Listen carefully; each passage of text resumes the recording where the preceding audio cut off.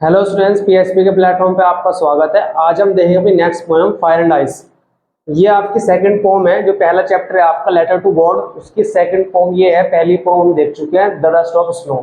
Second poem है fire and ice. ये दोनों काफी शॉर्ट पोएम है और दोनों की दोनों पोएम जो लिखी है वो रॉबर्ट फ्रॉस्ट ने ही लिखी है। ठीक है, रॉबर्ट फ्रॉस्ट काफी अच्छे पोएट रहे हैं अपने टाइम के। तो इसमें इसमें भी दो स्टैंजा है, ये भी दो स्टैंजा की छोटी सी पोएम है।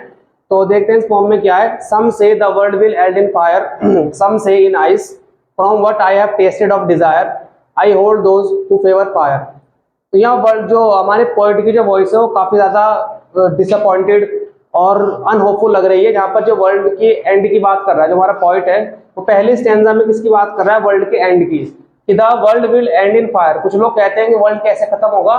फायर से खत्म होगा। सम से इन आइस, कुछ कहते हैं आइस से खत्म होगा। ठीक है, what from what I have tasted of desire I hold those who favour fire.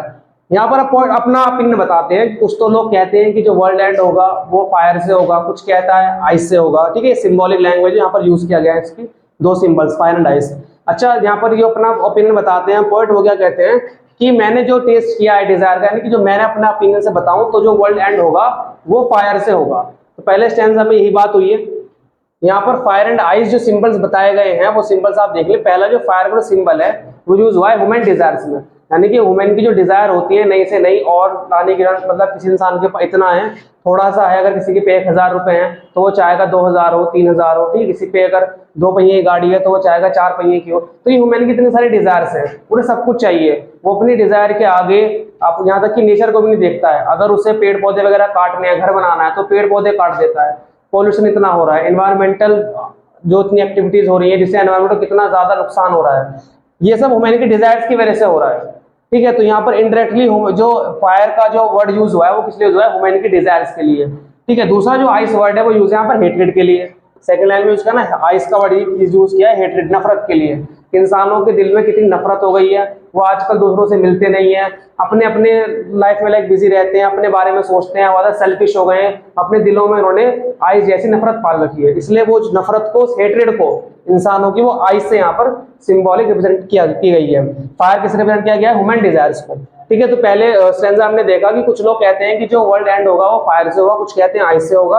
लेकिन पॉइंट अपना ओपिनियन बताता है कि जो वर्ल्ड जो एंड होगा वो डिजायर, यानी कि मैंने जो तीन लोगों के डिजायर देखी है, उस हिसाब से लगता है कि जो फायर के साथ है मैं उन्हें फेवर करूंगा। यानी कि जो लोग चाहते हैं फायर से एंड होगा, यानी कि उनके साथ कोई ऐसा गलत हुआ होगा, उन्होंने डिजायर वगैरह देखी है लोगों की कि जो वर्ल्ड एंड होगा वो फायर से होगा।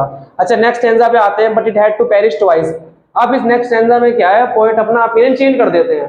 पहले तो वो कह रहे थे कि जो वर्ल्ड है वो फायर से एंड होगा, लेकिन नेक्स्ट स्टैंजा में उन्होंने आती है but it had to perish twice. Perish का मतलब होता है डाई, खत्म होना, मर जाना। ठीक है, बट इसे यहाँ पर क्या कहते हैं पोएट की, नहीं ये एक बार नहीं, ये दुनिया मतलब इतनी खराब है, इतनी वो हो चुकी है, सेल्फिश हो चुकी है कि इसे एक बार नहीं, इसे 2 बार मरना होगा। I think I know enough of it.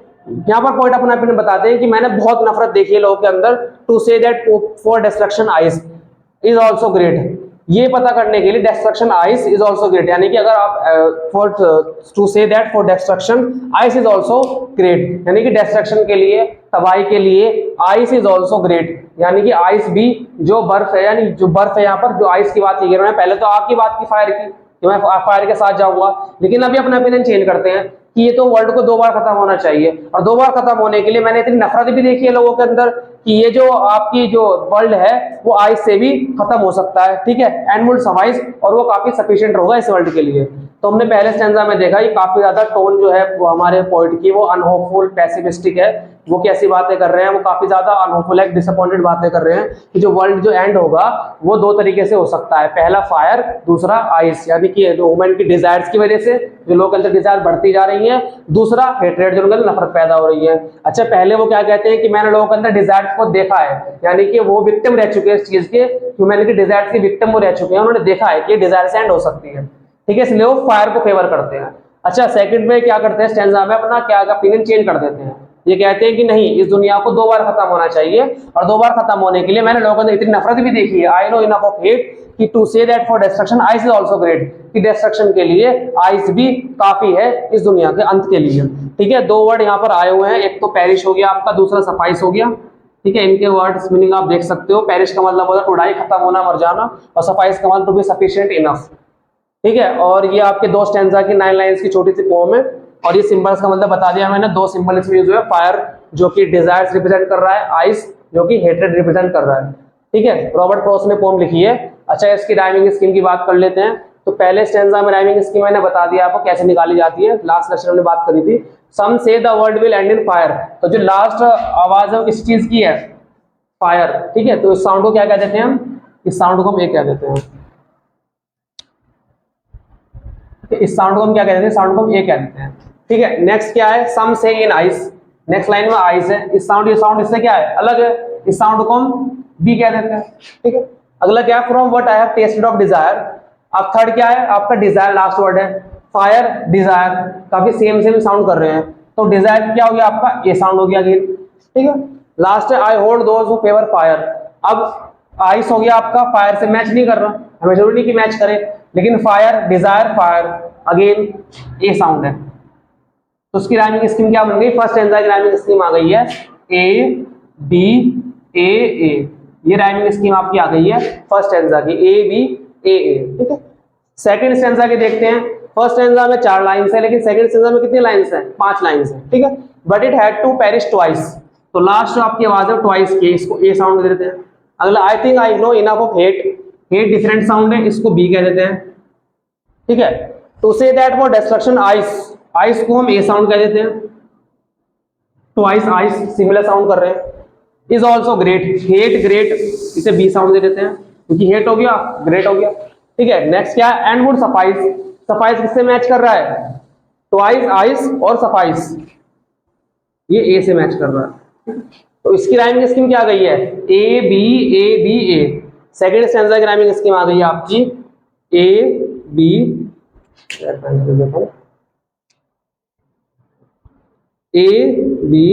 ए। ये आपकी सेकंड स्टैंजा की राइमिंग स्कीम आ गई है। फर्स्ट स्टैंजा की राइमिंग स्कीम क्या है आपकी, ए बी ए। ठीक है, राइमिंग स्कीम आपको निकालनी आती है, अगर एग्जाम पूछ रहा है तो आप बता सकते हो। ठीक है, किसी भी स्टैंजा की राइमिंग स्कीम आप निकाल सकते हो। ठीक है, अच्छा सेंट्रल आइडिया, समरी या मैसेज, सेंट्रल मैसेज वगैरह पे क्वेश्चन अगर आ जाते हैं 2 मार्क्स के, 6 मार्क्स के, 3 मार्कर, तो आप ये सेंट्रल आइडिया अपने दिमाग में रख सकते हो कि ये पोम किसके रिवॉल्व घूम रही है।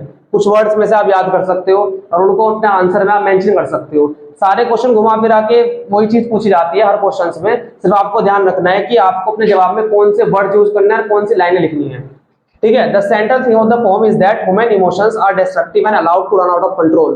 तो सेंट्रल थीम आइडिया वही है पोम का, कि जो आपकी जो होती है, मतलब जो आपकी इमोशंस होते हैं ह्यूमन के, चाहे वो डिजायर के हो या हेट्रेड के हो, वो क्या हो सकते हैं, डिस्ट्रक्टिव हो सकते हैं, यानी कि विनाशकारी हो सकते हैं। When allowed to run out of control, अगर आउट ऑफ कंट्रोल हो जाए, अगर ह्यूमन अपने इमोशंस को कंट्रोल नहीं कर रहा है, चाहे वो डिजायर हो या वो हेट्रेड हो या एंगर हो, तो वो कभी कभी अगर आउट ऑफ कंट्रोल हो गए तो वो डिस्ट्रक्टिव हो सकते हैं, यानी विनाशकारी हो सकते हैं। They can destroy a person morally, वो किसी दूसरे पर्सन को मोरली डिस्ट्रॉय कर सकते हैं, मेंटली और फिजिकली, वो दोनों को। एक तो वो पर्सन जिसके इमोशंस आउट ऑफ कंट्रोल हो गए हैं वो भी मोरली डिस्ट्रॉय होगा, ठीक है, मेंटली डिस्टर्ब होगा और फिजिकली भी वो उसे पेन होगा, और दूसरा आसपास के लोग हैं उनको भी डिस्ट्रॉय करेगा। पर्सन दोनों है कि अगर कोई ह्यूमन है आपका, उसके इमोशंस अगर आउट ऑफ कंट्रोल हो जाते हैं तो वो और उसके आसपास के लोग दोनों इफेक्ट होते हैं।